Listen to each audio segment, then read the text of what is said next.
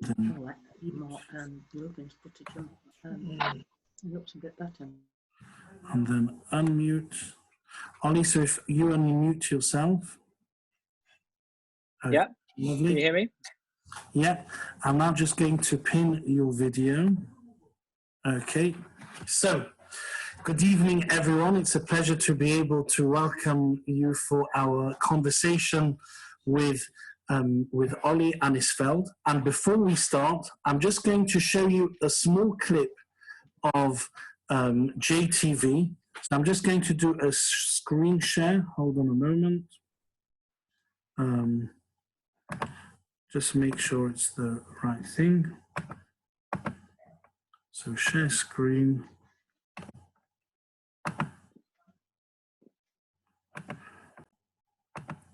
Okay.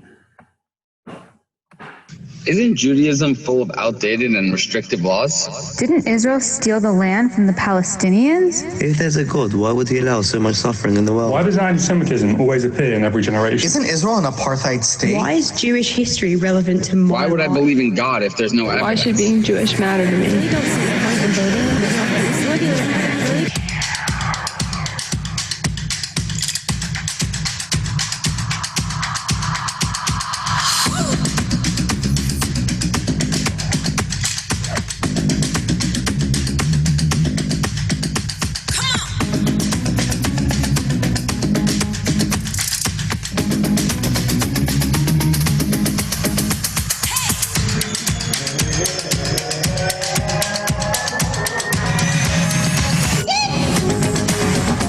What it says. The occupying power shall not deport or Television, computer games. If that is the case, then what intellectual value does faith have? I wanted to open by pointing out a little bit. By 1953, she had 5 kids. That's like let's start a conversation as to what are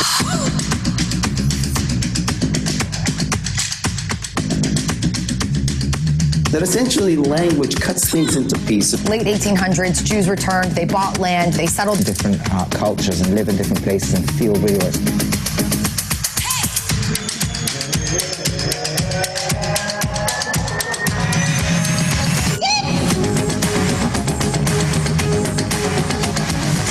So we know abortion in the general world.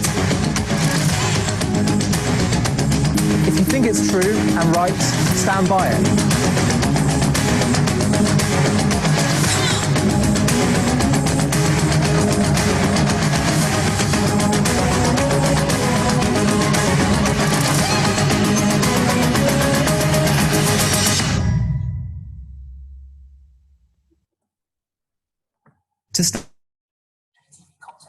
Click subscribe here if you're on YouTube. That's what you're on now.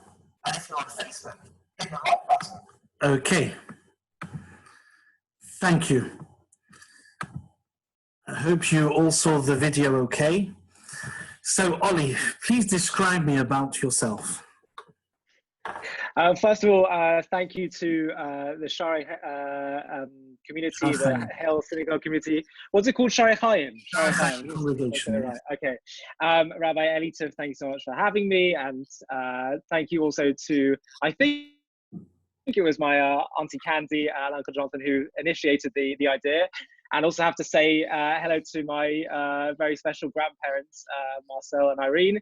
And yeah, so the question was about myself, my background. And also, by the way, I'm very much looking forward to the Q&A part so I can learn about all of you guys, and I love interacting with meeting new people, so looking forward to that. But a bit about myself. I grew up in North London, Northwest London, which is quite a common Jewish experience of a lot of people in this country. And I went to Haberdashers. I don't know if you guys have heard of that. It's not a Jewish school, strong Jewish community there. And over my sort of teen years, whether it was my bar mitzvah teacher and after that, I started to get more engaged in my Judaism, my Jewish learning. It really resonated with me, lessons from the weekly Parsha, learning more about the incredible, unparalleled story that is Jewish history. And when I was sort of 16, 17 years old, I started to actually look into it in a more serious philosophical way. And actually I found that it's not, as despite what the secular Western world tells us, it's not necessarily irrational to believe in spirituality or a God, or, you know, I think there's actually I saw a lot of rationality and did a lot of digging to see that there's a lot of logic behind the Jewish tradition and Jewish beliefs. And so that for me was very important. And then I went on a Poland trip, which was a massive wake-up call for me. There was a particular day that I remember, and I can go into it in more detail, where we went to the town called Lodz, where hundreds of thousands of Jews were deported to their deaths. And we went into this cattle truck, something, you know, a very, very little small carriage, you know, maybe 50 of us tried to squeeze into, and I really felt very real. I actually thought about my own grandfather, who spent many weeks on a cattle truck, who's actually on this Zoom call right now. And then we went through this tunnel, and it had images on either side, well, actually lists of names on either side of the tunnel. And they were lists that the Nazis had of names of all the Jews who they'd rounded up from the town, and there were red lines through their names crossed out, which meant they'd been sent to their deaths. And I remember just sort of seeing all these lists of names on either side of the wall of this dark tunnel, and in front of me was this group of young Jewish people who were still alive, still vibrant, positive, clinging to their Judaism. And I just felt this is a miracle. Jewish history is a miraculous story, and I want to be a part of the next chapter. And so I decided literally at that moment, I want to take this a lot more seriously, my Jewish identity, a lot more seriously. And I decided to spend a year studying in Israel, went to yeshiva. And after that, came out to London, read history at UCL. And I decided I want to dedicate a lot of my life to getting my other fellow young Jewish peers also interested in and inspired by Judaism and the Jewish story, which I think is just the most incredible story ever. I think to be Jewish is to win the lottery in life. In terms of our history, in terms of our incredible story, and in terms of what we're about and what we're trying to achieve. And for me, what JTV is all about is trying to share that passion and get the Jewish people, you know, united behind and excited by what our people have been about for thousands of years, and to use that to write the next chapter. Yeah. Beautiful. So you mentioned how you wanted to utilize that Jewish identity with creating JTV. How did it start? Describe a bit more about JTV.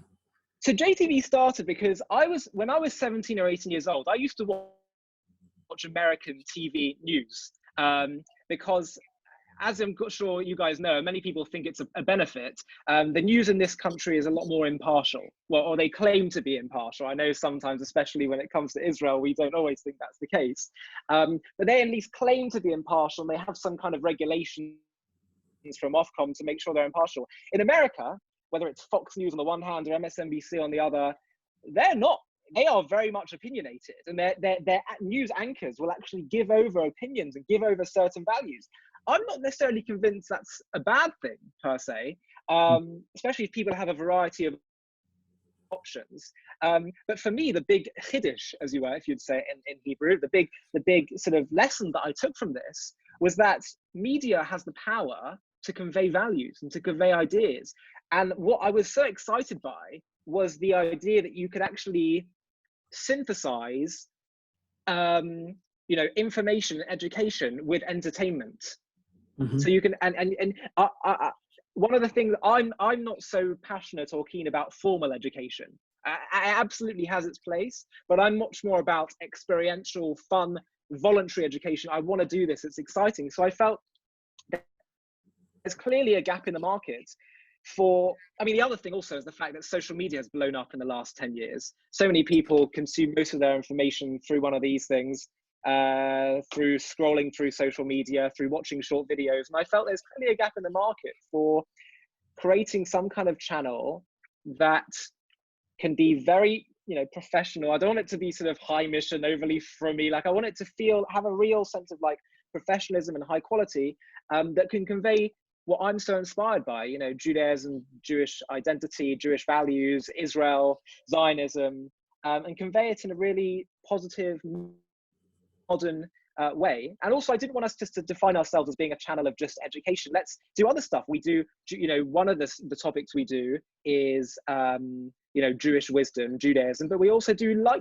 sort of light, funny content, educational content. We do current affairs, news content. So it's really about creating this big platform, creating this big tent that can really draw people in, but also, yes, use it to educate as well. It's very much, for me, what gets me excited is synthesizing education with entertainment. Okay. When did you start JTV? Started in 2016. So it's been just over 4 years now. So I launched it in my last year of university. I spent the second year of university really with the idea coming into fruition, doing a lot of digging, figuring out what we need, how we can fund it, all that kind of stuff.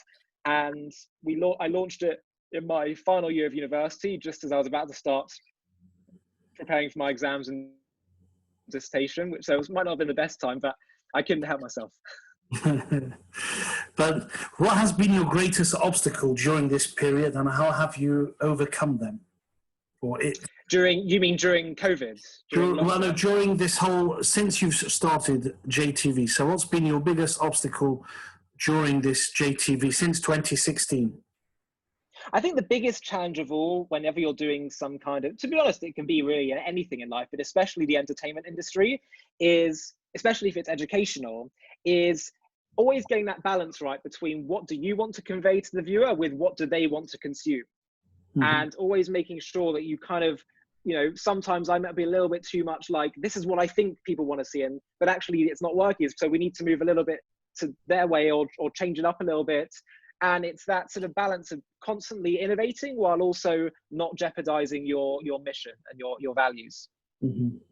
Now, part of JTV, you very often will do interviews with different leaders, different people. Who has been your most fascinating interview?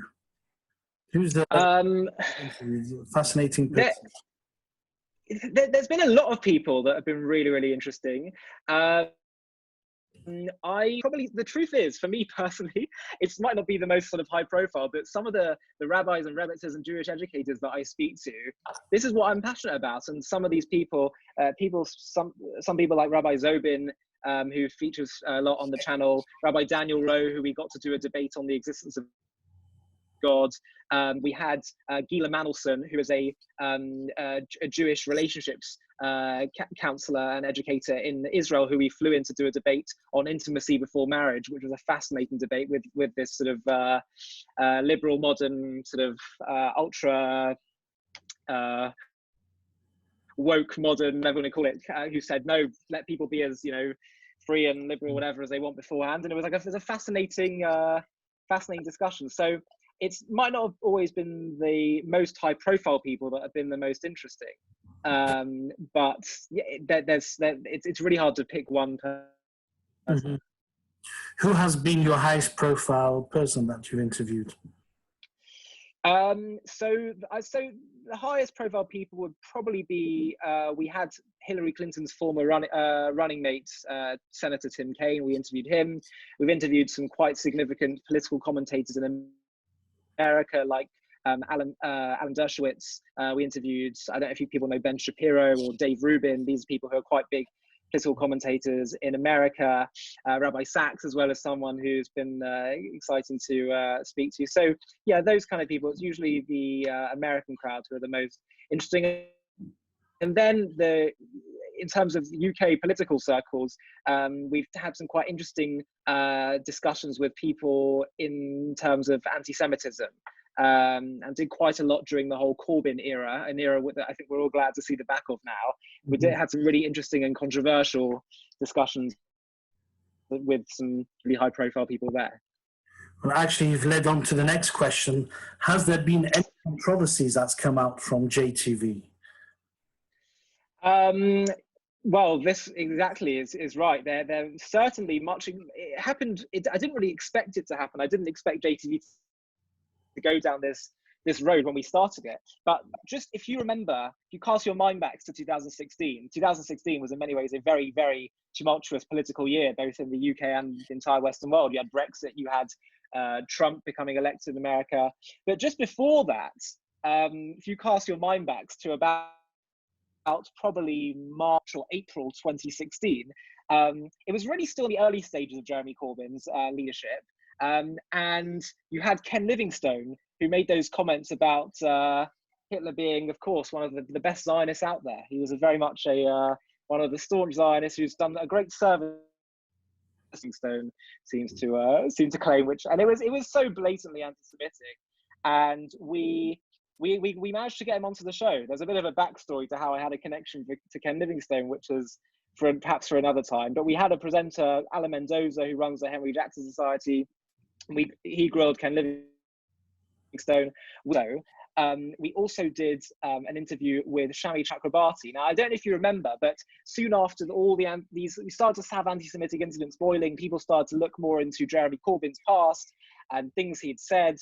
And I don't know if you remember I'm sure you all remember the Hamas and Hezbollah. Mm-hmm.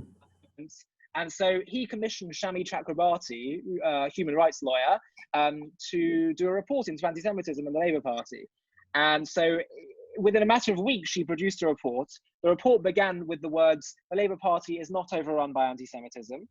And the report did not contain any reference to any witnesses in the report. And many people in the Jewish community, including the Board of Deputies, the Chief Rabbi, said they feel this is a whitewash. Mm-hmm. They didn't quite use those words just yet, but then we managed to get her on to interview her. And I don't know whether we got our presenter, Alan Mendoza, wind of it, but basically he asked her, have you been offered anything in return for doing this report? And she sort of got very uncomfortable and sort of blushed a little bit and grabbed her water, and he said, maybe a seat in the House of Lords or something like that. She said, I don't want to discuss my political ambition. I'm gonna evade that question. And it was clear that we'd touched a sore point. Exactly. And then literally within 24 hours of us releasing the video, someone called me up and they said, turn on Sky News. And I saw on Sky News JTV footage of our interview with Shami Chakrabarti. It was amazing. And I think it really damaged her. It really, spread throughout both the Jewish and the UK political media. And this is when people started to use the words whitewash, a whitewash for peerage scandal, which I felt it really was. It was clearly a biased report. It did not reflect the severity of what was going on. And the truth is, she never really could have got to the crux of the matter, because the crux of the matter was Jeremy Corbyn himself. Mm-hmm. Yeah. So to further go on to other aspects of JTV, what has been the video with the most views? Well, possibly you have that video of Chakrabarti, but which country that views your video surprises you? So if you're you're reaching a global audience, which country actually are you surprised by the amount of hits that you've received? So our most popular video so far, which is currently, we've had some videos on Facebook which are actually hitting the tens of millions, but that I'm a little bit skeptical sometimes of Facebook views, because they could count 3 seconds as a view. YouTube I'm much more interested in, and on YouTube we're reaching about 300,000 for a video with an Auschwitz survivor. And we had a series of videos with a few different people mainly students, giving their reflections on visiting Poland. And this survivor that we managed to interview, amazing woman called Renee Salt, or Renee Salt maybe,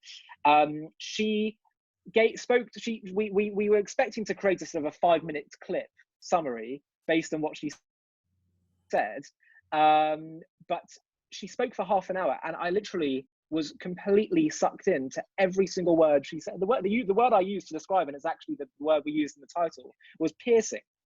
Her testimony was absolutely piercing from start to finish, and it was a half an hour video. I just left it up. We just posted the full thing. And if you type into YouTube Auschwitz survivor, if you just type in Auschwitz survivor, we're one of the top 2 or 3 videos that come up. I strongly encourage you to watch it, but that's definitely one of our most popular. In terms of our audience, the biggest countries go America as number 1, then the UK, then Israel, then Canada, South Africa, Australia. So very much sort of young people, English-speaking Jews mainly, but there's also some non-Jews. The countries that surprise me, they tend to be quite small percentages, but some countries that have appeared have been India, the Philippines, and even Mexico. Yeah. Well, you recently received an award in Toledo and in the Olami conference. And it's interesting when we speak about it. Just today and over the last few weeks in my Jewish history lesson, we've been speaking about the golden era of Jewry in Spain, and Toledo obviously comes up quite a bit. But can you describe to me about the gathering of those Jewish activists in Toledo when you attended the Olami conference, the award that you received, and do you feel that Jewish activism is on the rise, as those 1,000 Jews who were there were Jewish activists? So if you could share with us a bit of your experience over there. So the trip was arranged by an organization called Olami, which funds all kinds of Orthodox Jewish outreach around the world. They're a superb organization. And they were trying to bring together, exactly as you say, activists, people engaged with their Judaism, with Israel advocacy. And the speech that I gave to the activists in Toledo was very much about, for me, what gets me going, what lights my fire is the incredible story of Jewish history. And we were all acknowledging how amazing it is that 400 young Jews from all over the world had come to the old city of Toledo, which used to be a flourishing Jewish society, which is now, I don't believe, has any Jews left in it. Mm-hmm. And for us to be back there, living, breathing, the Jewish, what's amazing is that you have all these nations and empires which have risen and fallen throughout history. Oftentimes they've had an issue with the Jews and tried to do away with the Jews.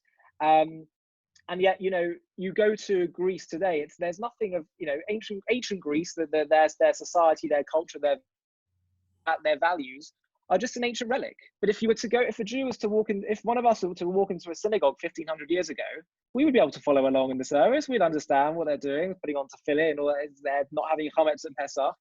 We are who we are. We are just as alive and breathing today as in terms of our values, in terms of what we're all about, in terms of our Jewish civilization and peoplehood, as we were 1,500 to 2,000 years ago. And that's what I was really communicating, this incredible story of not only Jewish survival despite the odds, but also think about how we've, think about our journey over the last 2,000 years. The Jewish people have been few in number. We've been scattered throughout the world. We've been intensely persecuted wherever we seem to have trodden. And yet I can't think of any people, name me people, one other nation that's been through such a thing and survived. And I was saying it's not only that, but yes, as you said, there's a group of activists in this room. We still have, the Jewish people have this fire, every Jew has this fire of activism, of wanting to shake up the world around them. It's not just the Jewish people's survival that astonishes me, it's also the impact of the Jewish people. And that's what I was trying to get across to them, the fact that, the majority of the world today believe in the guy Abraham 3,000 years ago. Everyone laughed at him. He was called the Hebrew. The Hebrew meant that he was separate. In other words, he was on one side of the world and everyone else on the other side of the world. He said, I think there's this one God who and all of humanity are children of God, and we all have a responsibility for one another and also a duty we're all held accountable to this God. And, he didn't, as Rabbi Sachs beautifully puts it, this is not, the founder of monotheism for so much of the world is not someone who had an army or an empire or a military to command and articulated experienced any prophecy that he shared to the masses. He was just a man with a vision, and the world has been transformed by his values, and Jewish people as well. Look at what Israel's done today. It's unbelievable. Israel in many ways is a microcosm of Jewish history, this small nation with it, and it's the only country in the world where we talk about its existence. It's mad. Of course, I say that to anyone who is questioning, is Israel's story or arguments legitimate? I just say, they say, is it really anti-Semitism? I say, do you think it's conceivable, given the fact that Israel is the only country, and there's many countries which have much more questionable legal foundations, where its existence is questioned? You think there's nothing to do with anti-Semitism? And yet, despite all that, despite this hostility, Israel has been an amazing beacon of hope, liberty, and technology and wisdom for the world. And so that was the message I was getting across today. I was saying to be Jewish is remarkable, and it was an amazing thing.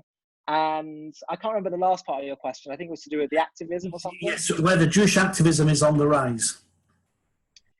I think Jewish people in my generation are just as fired up about changing the world and making change as they have been in every generation. I believe that's just part of the Jewish people's DNA. It goes all the way back to Abraham, who didn't want to stop until he transformed the world.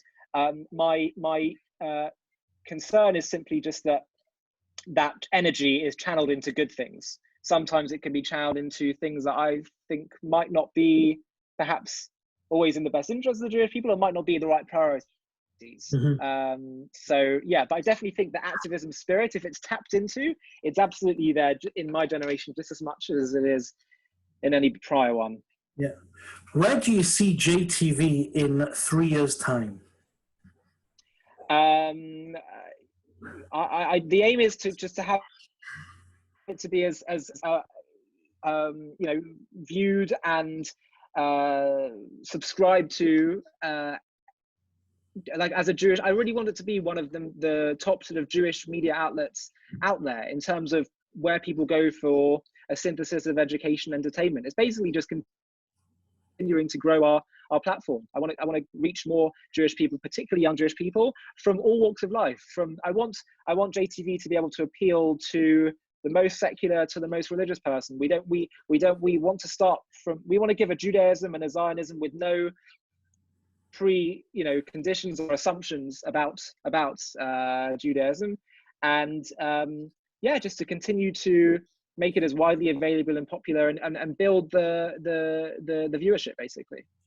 I mean, certainly with Corona and suddenly every synagogue using Zoom and suddenly everyone's world experts in Zoom, there's a platform and a method of JTV being able to interact and get into everyone's synagogues, communities, everything. There's unique opportunities available for JTV, so certainly absolutely viewership will increase. Who is your most inspirational Jewish leader and why? So there's a few that I was thinking of, actually. It's interesting for me, actually. I'm very much a people person, and I like to connect with people. So as much as stories from the Torah throughout Jewish history, for me, what really moves me is learning directly with people and learning their work. So actually, a lot of people that are real inspirations to me are people in my life. Whether it's some rabbis or mentors, even friends that I learn from and can really connect to, which is so lovely, and family as well.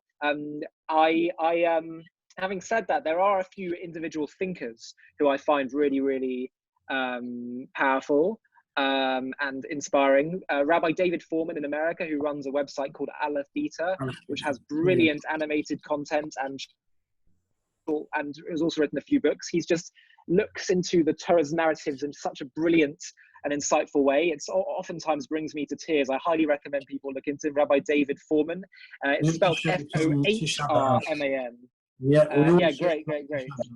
Very good. Great. Yeah. Also, Rabbi Sachs is a big influence for me. A man in America who's, in many ways, he's not like he's not necessarily orthodox in all his observance, but he's I'd say he certainly is. I feel I have the same shared Jewish values as him. Called Dennis Prager, who I really, really enjoy learning from. And in terms of more ancient history, someone who we actually know very little about, but I really relate to the little narrative that we hear about him, is the man called Nachshon ben Aminadav, who was the first Jew when the Jewish people had the Egyptians chasing after them, and there's a desert infested with snakes and scorpions on either side, and there's a sea in front of them. He just is the first one to go all the way into the sea. He doesn't care. There's nowhere else to go, and he just keeps going and until the sea splits. And for me, that really is embodies what the Jewish people are all about. There's one current commentary which says the whole purpose of the Exodus and the experience in Egypt was to teach the Jewish people that we are not governed by the laws of nature, and that we had such a bitter physical existence to teach us that we are people who are going to rise above the physical world. We're not going to be sustained by the physical world. We would be annihilated. We wouldn't be here according to the laws of history and the laws of physics and nature. And Nachshon ben Aminadav is someone for me who has fully embraced that. It's like God said, all right, that's proven that my job here is done with you guys in Egypt, that he's ready he doesn't care. The physical nature says there's a sea in front of you, there's nothing you can do. He says, I don't care, I'm going to walk headfirst into the sea. And he does that. And that for me is what being a Jew is all about. We should see no limits. We have the divine hand within us as a people and within all of us as individuals. That mindset, if nothing can stop us, I really find very, very beautiful. If there is one time in Jewish history you would love to go back to, which part of Jewish history would that be? I would. There's so many things I can think of.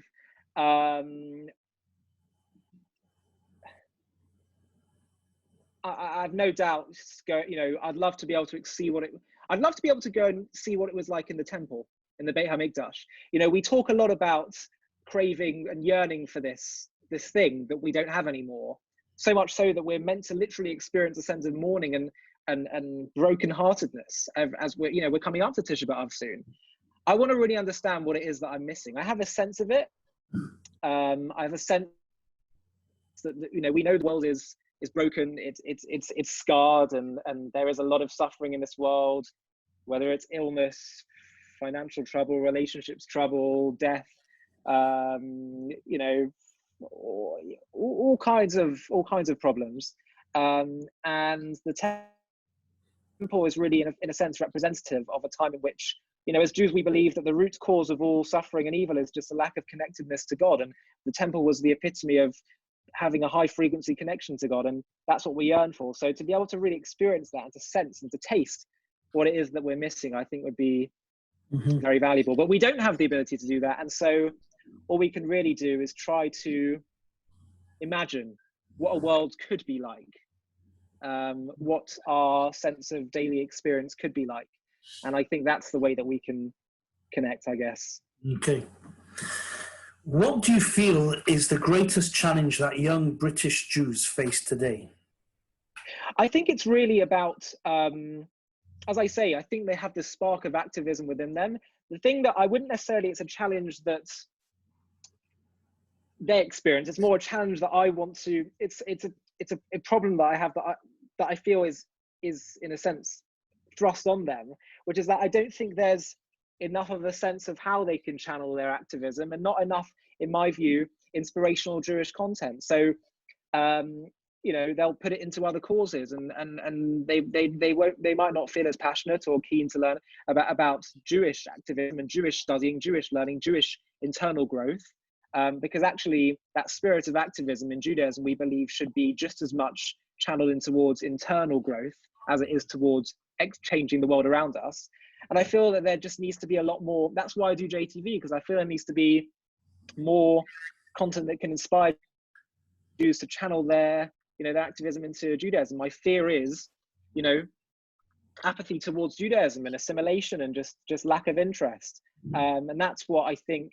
I think the will is there, the interest is there. As I said before, that spark of energy is within every single young Jew today. It's just that I want there to be more. I really think the whole just Jewish educational framework needs to be rethought. And from my perspective, what I want to be doing is being very much in the informal field of online content, and synthesizing that education with entertainment.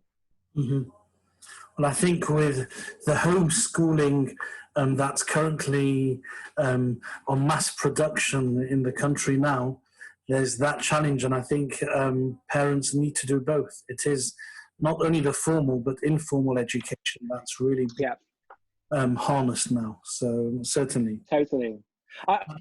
Yeah. Honestly, it's much more than Jewish school. Much more than Jewish schools is the home, in my view. The home is what created my sense of, passion for being Jewish. It's in a sense, there's nothing wrong with fantastic Jewish schooling. I think it's important. It's essential. But there's always a danger that, school is school, and so you'll always associate it with work, academia. Jewish kids need to see it being lived and breathed by those around them outside of the school environment as well, if they're going to really feel passionate about it. So I'm going to finish off with one question, last question, and then after that I'll open up to the audience if they would like to ask you some questions. So the question is, if a high school student who has just finished their exams, or in today's year, their predicted grades, and the isolation is over, and have won an all expenses paid trip for a week, would you recommend them to go A, to Israel, B, on a Europe trip to see pre-Holocaust Europe and the death camps, C, Spain and Morocco to see the Jewish historical sites, or D, to check out all of Scotland's distilleries? Well, it's got to be the distilleries. Come on. That's why I'm wearing a t-shirt. Well, to be honest, I'm going to sound like a real Debbie Downer, but I personally believe it is incumbent upon every single Jew to see what happened to our people 70 years ago. Not just because it's sad and it's shocking and it's just really unbelievable. I mean, we all, we read what happened in books, in lectures and films. You don't really get it until you stand in front of the train tracks, until you stand in the concentration. You don't get it. You don't really realize this actually happened. And it was not that long ago. It happened in the lifetime of my grandparents. It makes you realize. But for me, it's not about coming back feeling negative about Jewish identity. What it does, for me, is the complete opposite. As much as they'll do these distilleries and experience other nice things, and of course, I would say do all of that and go to Israel, experience the positive stuff. But I think, if you only had to pick one, life is about being real. And to me, I think a lot of Jewish people come away with is a sense of responsibility for our people, a sense of awe at the story of Jewish survival, and a sense of, I am a part of this people who have been through so much. And yet, we live in an age today. I was talking with my grandpa about this, Marcel, just a few days ago. We live in an age of, in a sense, victimhood. Everyone's trying to be, who can be the biggest victim? Competitive victimhood. Which group is the most victimized that we need to? The Jewish approach has always been, and I think of my grandfather who came from Poland to London with nothing, who picked himself up, got himself educated, married my amazing grandma, and has made an incredible life for himself. And I'm a result of this. And JTV comes from his actions those years ago. We are a people who refuse to be victims, and we constantly, partly through our own doing, also partly through the divine hand in our people's history, we have this amazing history, and anyone that goes and sees that for themselves cannot walk away without having sowed some kind of seed within their soul, that to be a Jew is to be part of something very, very special. And so, as much as it'll be nice to do the other things, I don't think, if people had never done it before and seen what's happened to our, to the Jewish people in Europe, I think it's incumbent upon them to go and do it. Okay, I think I would like to open the audience, open the podium or the screen to anyone else who would like to ask any questions. If you just wave your hand, because I can see most of you on the screen, and I'll unmute you. If anyone has any questions. Okay, so yes, or hold on, and then Ellie. Okay, or yeah, please. Okay, can I ask something, a bit political question, sort of? You can try. Okay. So, doing those things of educational entertainment is really good, targeting people that have the wrong idea of Israel and the Jewish people. But I find that the hardest thing and most probably image damaging for the Jewish people and the state of Israel is Jewish people who criticize Israel, who criticize Judaism, aligning ideas with PDS, haters, Palestinians, all the propaganda around us.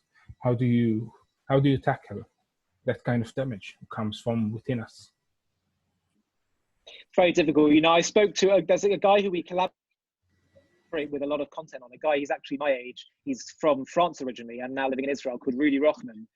For the last 2 years, we sent him to AIPAC to speak to the protesters outside AIPAC, which is the biggest pro-American Israel Alliance convention in Washington, DC.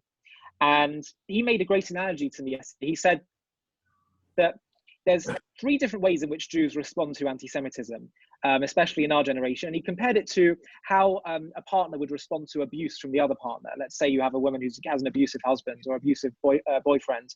One option is to stand up for yourself and maybe even get out of the relationship, fight back. And you know the kind of people that I'm talking about in terms of the Jewish perspective and how they approach Israel, fighters who are standing up for Israel. Second approach is to be quiet, just not say anything. And then there are some people who actually who you might get in abusive relationships, they'll justify the actions of the abuser. And I think we have to have pity for those who will justify, you know, the BDS movement. You know, you cannot, and this is part, by the way, this ties into why I was saying go to Poland, because you cannot look at the story of, for all Israel's complications and complexities, if you see the extent of anti-Semitism and the story that we've been through and the challenges we've been through over the last 2,000 years, you cannot look at that and not have some level of degree of sympathy for the need for a Jewish homeland. And if you can't see that, then either you just haven't understood the Jewish people's story enough, or you do what the wife or that girlfriend does in that abusive relationship, which is they'll justify the actions of the abuser because they've been so traumatized, they don't want to have any more hurt. I know someone who's a grandson of a Holocaust survivor, who is very supportive of BDS, very supportive of the most extreme anti-Israel elements. I speculate maybe there's some kind of inbuilt trauma that he's responding to. It's so sad, so tragic, so tragic. The answer, how do we deal with that? How do we deal with Jewish people who want to publicly undermine Israel?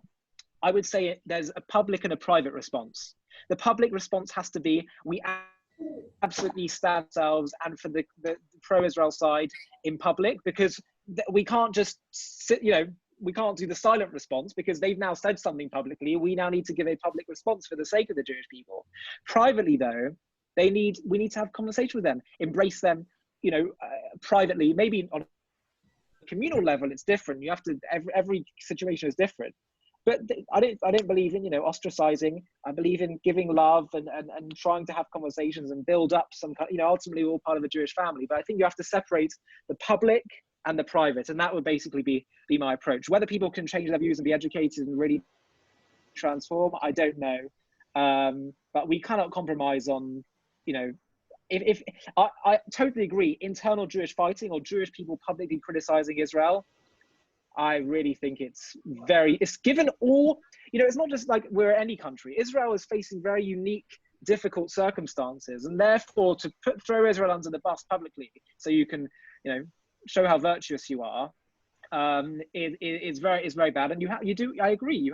If it happens, we have to fight it publicly. But ideally, I would basically just separate the public and the private, and that would be my response. All right. Thank you. Okay. You should know, we just spoke about it today in our shiur about Jewish history, about the disputations of what occurred in 1200s in Spain, how it were the Jews themselves were causing the Jewish people problems in Spain. So yeah, it's throughout history. I think Ellie wanted to ask a question. Yes, going back to the question of the Labour Party. I don't know whether you've had an opportunity of interviewing any of the people on the new front bench of the revamped Labour Party, shall we say. and whether you are convinced that there's a genuine change of heart there, or whether the impression left by Corbyn is still deeply embedded. How do you feel about it? There's a lot to say on this, and I'm going to try and keep it brief, but I'd be happy to have a follow-up conversation. I'm going to give you both sides of how I feel. On the one hand, I feel like Keir Starmer, I'm seeing some good signs. I'm seeing some good signs from him about, you know, he's not quick. For example, they were talking about what's happening with annexation, and he wasn't, Keir Starmer certainly wasn't quick to say we need to have, you know, sanctions and all that kind of stuff. And he also seems to be quite serious about, you know, holding his ground and kicking out anti-Semites from the party and not tolerating any kind of, you know, extreme vitriol when it comes to Israel. I also think the very fact that Jeremy Corbyn is no longer the leader in and of itself is very important, because having someone like him who is overtly anti-Semitic, the two examples that I give that show such overt anti-Semitism is his complaint a few years ago, I think it was to Iranian TV, that the BBC have a bias towards saying Israel has a right to exist. He complained about that as being a bias. And the other thing that he said, that Hamas is working for peace and social justice, and it's a great shame that the British government labelled them a terrorist organisation. Those, for me, are anti-Semitic comments. The very fact that he is no longer leader, that in and of itself means that you no longer have someone, you know, to have someone who said all that, who is the leader of Her Majesty's opposition, is extremely serious, and the amount of credibility and legitimacy it gives. So in and of itself, not having him as leader is significant. I think, in a sense, the problem becomes a little bit less severe, but it's still there. There's three sorts of anti-Semitism that we have to contend with today. There's the far left, or the left. There's the far right, and there's Islamist anti-Semitism. And the concern I have with leftist anti-Semitism is that it's a lot more subtle. It looks like it's virtuous. It's not, you know, the far right says we hate Jews. The Islamists can also be a lot more overt. With the far leftists, no, don't have a problem with Jews. It's just Israel. They're brutalizing the Palestinians. It's shrouded in virtue. It's shrouded in caring for the underdog. And you know, my concern is that while it might seem a lot less subtle, in a sense, it's the most dangerous, because what's given Jewish people security over the last 70 years has been knowing that we have a homeland, and that it enjoys the support of Western powers. And the problem with a lot of these people who are self-proclaimed moderates, both in the Conservatives and Labour Party, who say they support two-state solution, all that kind of stuff. The question is, when the chips are down, when Israel is engaging in a defensive war, or where Israel has to do things that aren't, you know, maybe the most ideal, but it's necessary for their defense or their security, do they stand by Israel's side? And oftentimes these people run a mile and they're nowhere to be seen. And that's dangerous to me. And my fear is that part of the problem with some of these people is while they might be more moderate in their response or their solution, their diagnosis and their narratives they buy into are sometimes anti-Israel. And so my concern is, you know, is he as legitimizing to anti-Semitic forces? No, probably not. But in terms of when the chips are down, will he actually be fair to Israel? I don't know. And sadly, it tends to be at the moment. It was different, you know, earlier times of the history, but it seems at the moment that the left or the far left have a much harder time actually being fair to Israel, which is such an important part of our security. So I think the jury is very much out on Keir Starmer and the New Labour Party, but do I feel there's less of an immediate threat? Yes, I do. Okay. Any other questions? Okay. I think I must say we are really moved and touched by your passion, by your innovation, ingenuity. We wish that JTV continues to go from success to success and continues to grow. And we really thank you, Ollie, on behalf of our congregation, for spending your time with us, sharing your ideas, your thoughts. I thank Candice and Jonathan for making sure that for introducing us to Ollie, so thank you. and thank your family. Hope that your grandparents are well, and that please God everyone will be well. And we certainly hope for other events which will be, when we have confirmation, we'll let everyone know. But have a very good evening, and all the best. Thank you. I'm just going to unmute. Thank you. So everyone can hear the, okay, everyone's unmuted. So thank you. Thank you. Thank you so much, everyone. It's a real honor to speak to you all, and we'd love to share more events with you and conversations. So thank you, and thank you, Rabbi, for arranging this, and to my auntie and uncle. Okay. Oh, thank you. Take care. Thank you. Thank you so much. Thanks for organising. Thank you. Okay.